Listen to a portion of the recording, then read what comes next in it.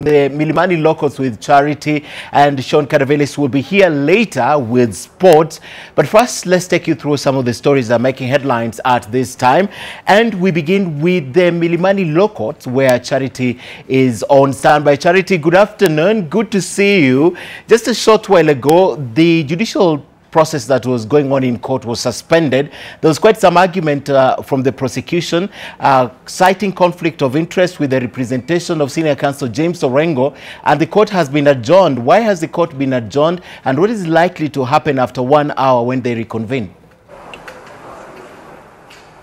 Good afternoon, Mijungu. Yes, the court has taken a 1.5 hour recess to allow for the office of the DPP to consult on whether they are ready to continue with the hearing without the participation of Queen's Counsel Kawar Qureshi. You will remember that the DPP appointed him to champion the cases against public officers facing corruption charges, but his participation in this case particularly has been questioned by the defense team that is led by James Orengo. They have cited that the DPP did not do his due diligence in appointing Professor Qureshi to participate in this case.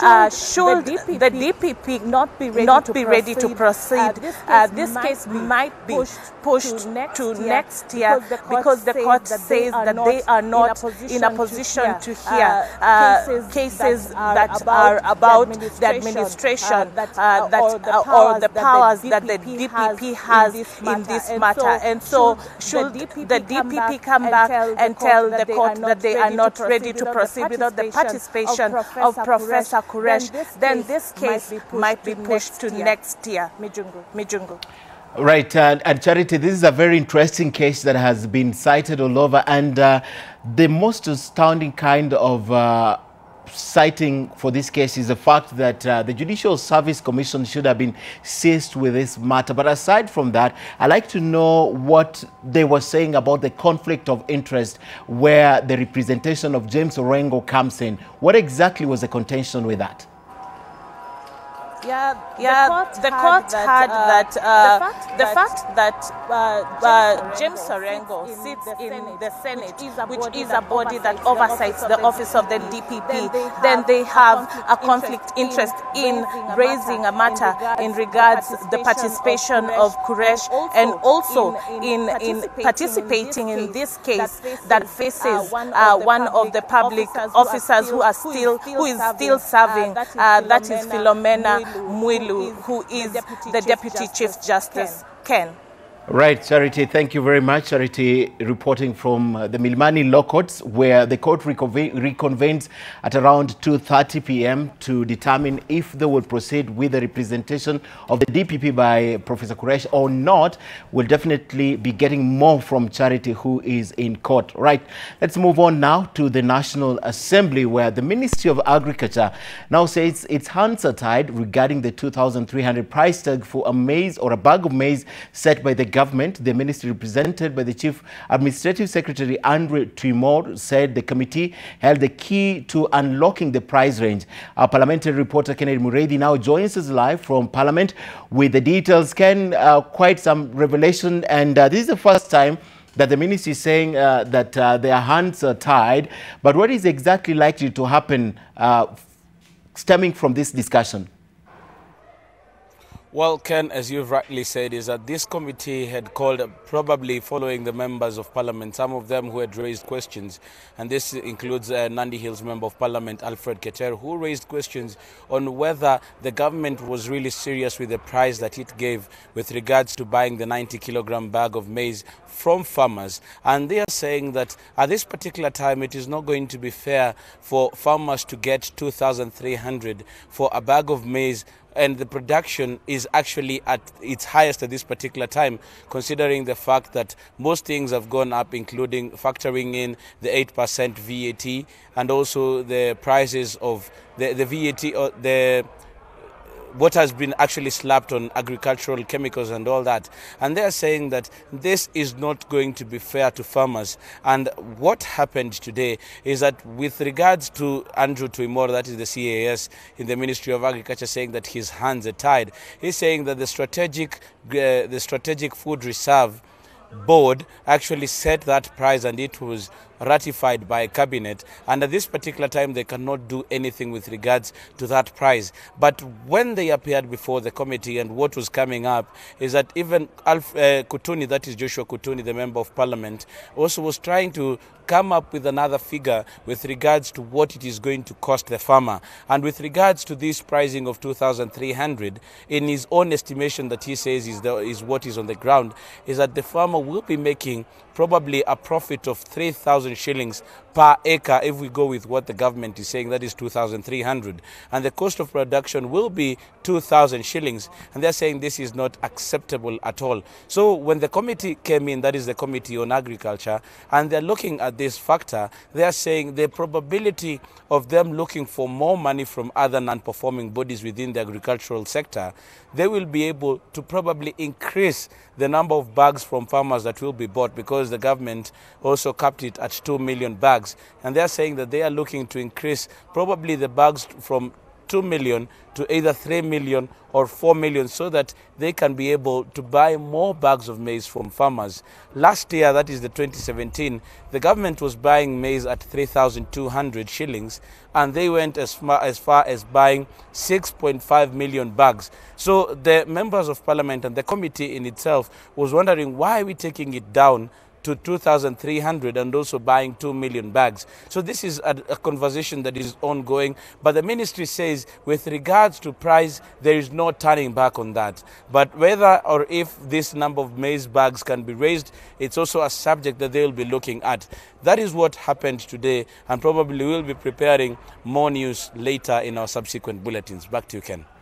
Thank you, Kennedy Murang'a, very comprehensive indeed. Let's now move on to other stories also making your headlines this afternoon. Now, the Association of Matatu Circles has opposed the planned phasing out of the 14-seater Matatus in favor of the BRT buses. They say the move will drive most of their members out of business. They are also accusing the government of involving people they believe to be cartels in the planned management of the BRT buses to lock out genuine Matatu owners. 14-seater hatutakubali iondolewe. Na kama itaondolewa lazima hao watu wakuwe compensated. For example, inaweza kuwa 14-seater moja ni 700,000 na basi moja ni 500,000. Tunasema hivi, wanaweza kununua serikali hizo magari, wakichukua hiyo 700 kwa gari moja, wapatie huyu mwanabiashara ambaye hakuwa tayari kutoka kwa biashara hiyo basi ya 500,000. Now, the First Lady, Margaret Kenyatta, has officially opened the Makueni Mother and Child Hospital, a facility that was built by the county government. Now, the hospital that has a bed capacity of 120 is expected to serve approximately 100,000 people from the lower eastern region and beyond. We're now joined by our health reporter, Sharon Murang'a, who attended this function in Makueni and is still in Makueni. Sharon, good afternoon. The First Lady may have left, but there's still a lot to talk about. But this is a first for Makueni, right? Yes, thank you, Ken. We are in Makueni County, a county that is truly living to its slogan, which means Andumbe, people first. Today, it was a big day because this county made a milestone when it comes to healthcare. They just officially opened the Makueni Mother and Child Hospital that is going to cater for the needs of women and children, expectant women, and just the whole family unit. The First Lady, Margaret Kenyatta, was here to officially open the hospital that was completely funded by the county resources. There were no external funders. And this is one of the achievements that Governor Kivutha Kibwana is happy about or boasting about. And it is believed that it's going to make a difference in this county, bearing in mind that before devolution, this place had only 3 hospitals that catered for the needs of mothers and children. But right now, they have up to 11 facilities, excluding this one, which has a 120-bed capacity. Back to you, Ken. All right, Sharon, Murang'a, it's a beautiful hospital, I must say, and it's another first for Makueni County, Sharon. We know that apart from the beautiful hospital, they have a mango processing plant. And apart from that, Makueni became the first county also to brand milk. Thank you very much, Sharon, reporting from Makueni. Let's move on now. And 4 students from the Technical University of Mombasa are nursing serious injuries after clashing with the General Service Police officers during a confrontation on Wednesday. The officers were manning the institution, which has experienced a tense atmosphere following the arrest of almost 20 students on Monday during a protest over new rules and directives introduced by the university's administration. A contingent of officers drawn from the GSU armed with batons rained in on the students from the Technical University of Mombasa who were hiding in their hostels after causing havoc near the university.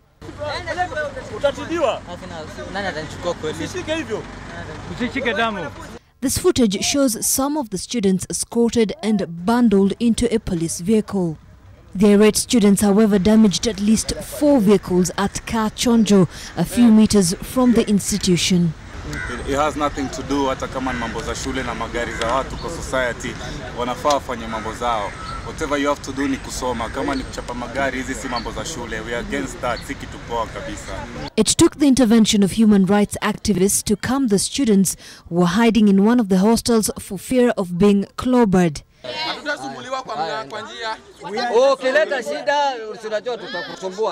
They claim that despite earlier protests, their grievances had not been addressed by the administration. Tension began on Monday when the students took to the streets to protest against what they termed as tough new rules introduced by the university administration. Among the issues they raised was the deadline of payment of fees before one sits for their end of semester examination. The scene turned ugly when the students damaged vehicles plying along the Nyali Bridge and barricaded roads, disrupting transport and threw stones at the General Service Unit and administration police officers who had been deployed to calm the situation.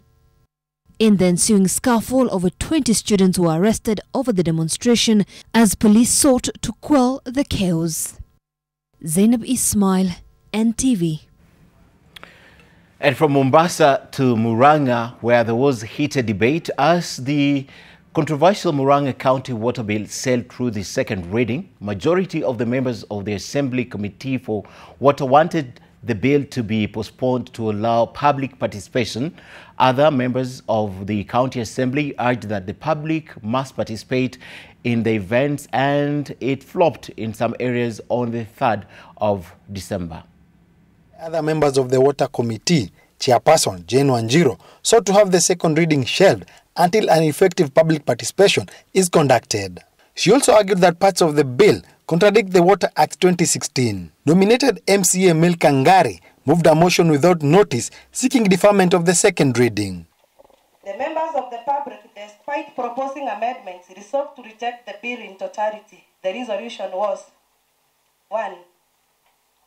That the county government should have demonstrated competence in handling the other devolved functions before embarking on registering on water and services, sanitation services. We cannot have our cake and eat it, Mr. Speaker. Members, public participation is not simply going to give the public a document. It involves 2 processes. You not only engage them, but you also give full consideration to their views. Members, it's a high time we do away with psychophancy. We do away with being bulldozed to do something for someone in the expense of Wanjiku. Let's think about that mother. Let's think about that child. Let's think about that Wanjiku in all over Murang'a, and let's do away with psychophancy and being bulldozed every now and then. Those opposed to the deferment argue that due process was followed. It is wrong and very selfish if a small group of greedy people want the Wanjiku they purport to be representing not to get water, not to get the services that they require by dissenting or refusing to this second reading of this bill of a commodity that the Wanjiku of this county needs. It is wrong, it is selfish, and I think if something has happened, it needs to be investigated and everybody needs to be brought to book. That water companies, because they are in resistance and they know that this bill is coming to benefit Wanjiku and to enlighten Wanjiku, they hired goons to destroy public participation. They even teared papers during the public participation at Kriaine.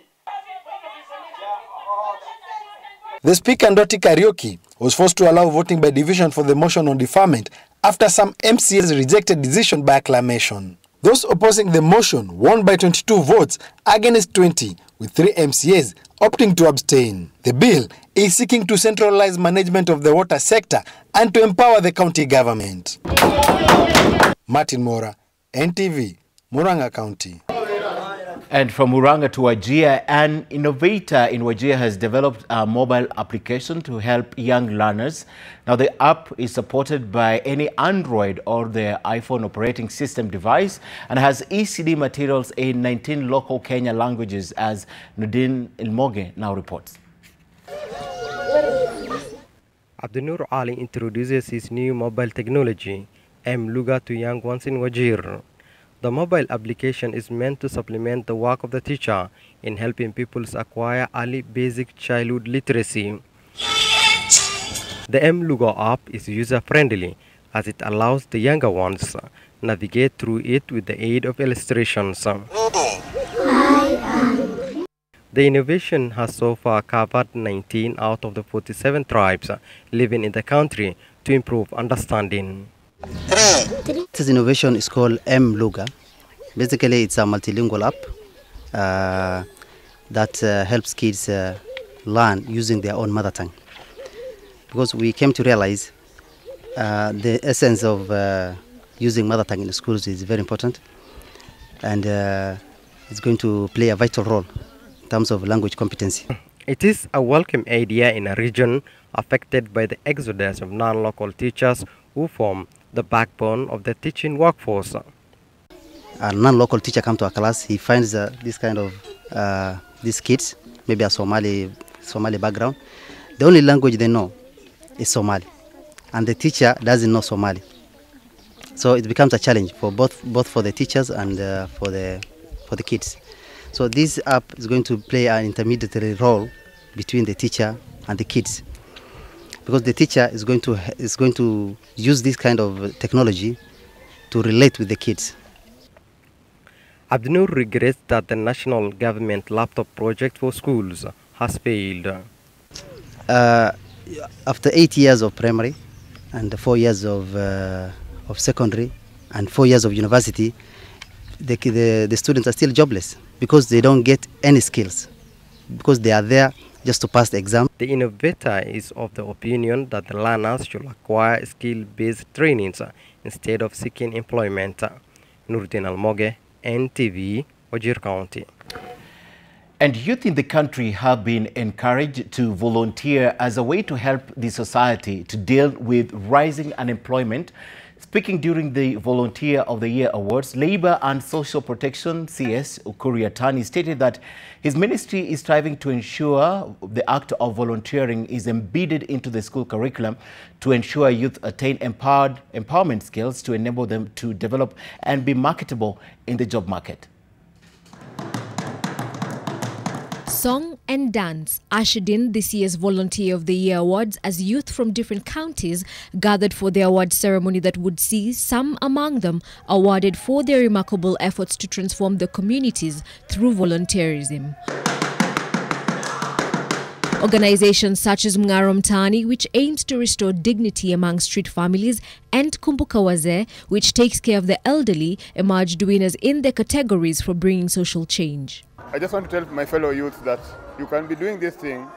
Don't do it so that you can win, but just do your best, then leave it for the others. They will judge you. And this award, I want to dedicate it to the people who are donating to close to Murang'a Mtaani. Makueni Governor Kivuthe Kibwana was also named the Goodwill Ambassador for Volunteerism as a result of his exemplary work in his county. With the recent goal for the youth to drive global progress, youth have been advised to plug in where they can to attain the Sustainable Development Goals. Volunteerism has generally contributed immensely to very many countries, particularly our country's socio-economic and political development. This is evident in several areas of development, including sectors like education, health, and institution of disaster risk management. According to the UN and the Ministry of Labour, volunteerism contributes approximately 3.7% to the GDP. The ministry said they will ensure the rights of volunteers are well taken care of and the youth are not abused in their workspaces. To further ensure that the rights of volunteers and volunteer organizations are protected, we are in the final stages of presenting a national volunteerism bill to the National Assembly, having undertaken necessary engagements with relevant stakeholders. It is my hope that the bill will be fast-tracked to see its passage by early quarter of next year. Helen Aura, NTV. Right. Let's now talk about some agriculture news. With many sugarcane farmers across the country now disillusioned and trapped in the cycles of poverty, sugarcane is now slowly going out of production as millers sink deeper into debt. But the Kenya government seems unwilling to give up. Besides the bailout extended to the millers and the recently constituted National Task Force, the Climate Finance Unit in the National Treasury says it's currently sourcing for funds to turn sugarcane into a climate-resilient crop as it takes steps to climate-proof the economy. Zainab Wandati reports from the United Nations Climate Summit in Poland. Climate-proofing global economies and especially the agriculture systems is one of the greatest headaches that the world faces today. It's even worse for developing countries that lack the adequate resources to build resilience and shift towards greener production systems. Now, for such countries, getting funding to climate-proof their systems is crucial, and Kenya is one such country. Kenyans should know that climate finance is the source of the future investment. Exactly how much money Africa needs to climate-proof itself is not clear, although some estimates indicate that it could run into billions of shillings. Effort has been made across the country to green the various economies in the continent through the Green Climate Fund, and sugarcane has been listed as one of those crops that Kenya is looking to transform in the next 3 years. If you look at the flows of the resources that we are getting from various climate finance related ones, it is quite significant, and it is distributed according to regions, according to adaptation, according to mitigation, and also related activities. Indeed, it is only in Kenya that we are now tracking climate finance flows, where it goes, who gives it, who handles it, and measuring the impact by very simple tools. The GCF is going through a hard time. The GCF, as far as the information is available, is only just by a German now giving a contribution. Otherwise, it is very difficult for countries in Africa. Our level of management of climate change is not the level of the European countries or developed countries. So we need to match our level by them giving us finances that will be able to capture our projects in Kenya. I come from Kenya. And there are a lot of policies which have been actually enacted, including the one and only Climate Change Act 2016, the only climate change law in Africa, and even very rare at global level. So, but that is not important. What is important, how do we use these policies and laws to ensure that those impacted by climate change get assistance in terms of finance and in terms of actions on climate change. Matters of climate finance are expected to come into sharp focus at this climate summit, and Africa hopes to urge developed countries to increase their funding to the Green Climate Fund. Kenya says more money means greater ability to adapt to and mitigate the impacts of climate change, and it has already started talks with Japan to fund electric mobility and the shift towards more efficient transport systems. Zainab Wandati, NTV, in Katowice, Poland. Right, still across the border, Cubans have a reason to smile as they will from today have 3G internet while we celebrate 4G right here. Access for mobile phone users across the country. Now, the Caribbean island nation opened state-run internet cafes back in 2013, and citizens have only had access to home internet and public Wi-Fi hotspots since 2017. In that same year, Google servers in Cuba went live, making the internet giant the first foreign internet company to host content in the country. Announcing the deal on television on Tuesday night, executives from the Cuban state telecom monopoly Texa said they will offer packages of data ranging from 600 MB for 700 shillings to 4 GB for about 3,000 shillings. Niaje. Want to invest in a biashara that will take your hustle to the next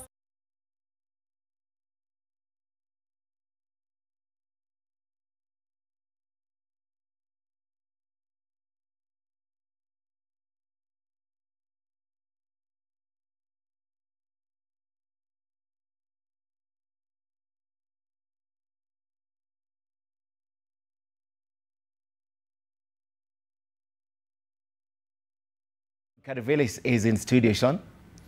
Not sure about playing, but anyway, here's the latest sports news.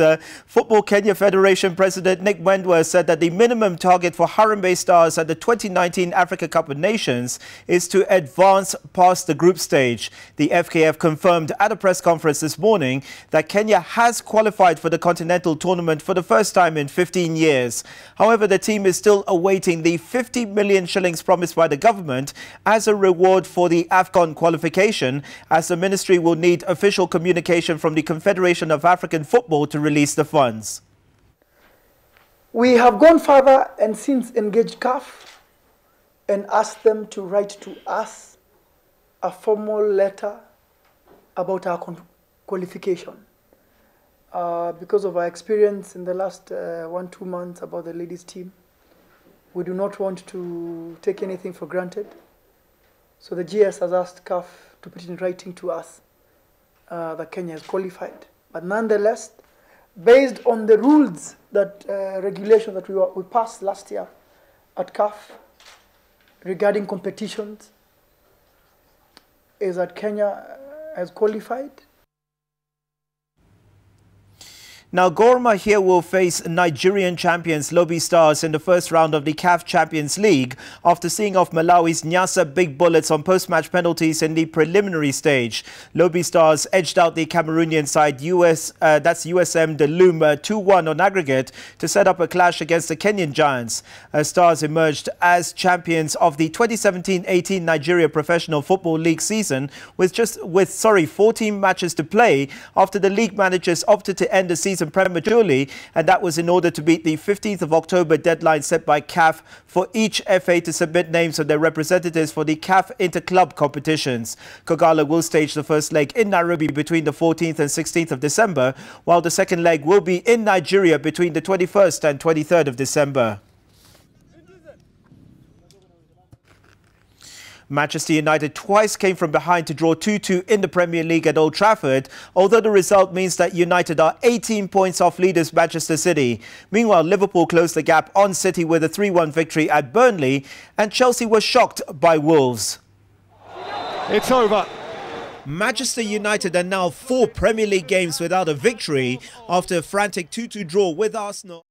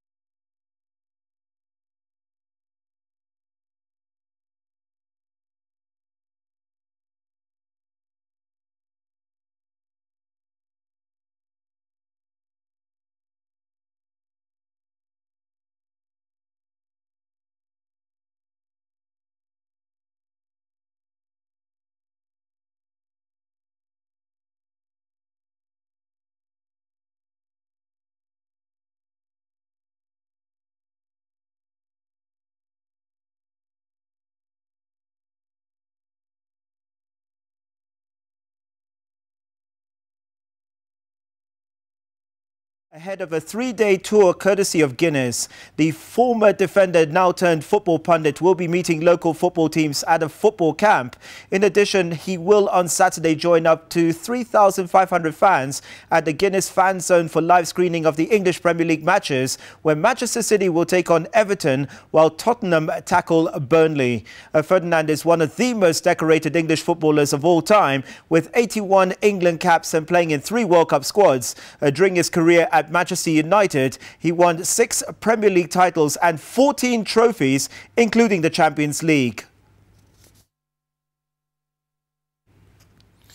The Boca Juniors and River Plate teams landed in Madrid on Wednesday as they prepare for the Copa Libertadores final second leg amid the biggest security operation for a match the city has mounted. An estimated 10,000 fans in total from both teams are expected to travel from Argentina for the twice postponed and then relocated game now being played on Sunday at Real Stadium, and that's during a holiday weekend in Spain's capital. Now, with the potential arrival of tens of thousands more Argentines living in Europe, Spanish police have described it as the highest risk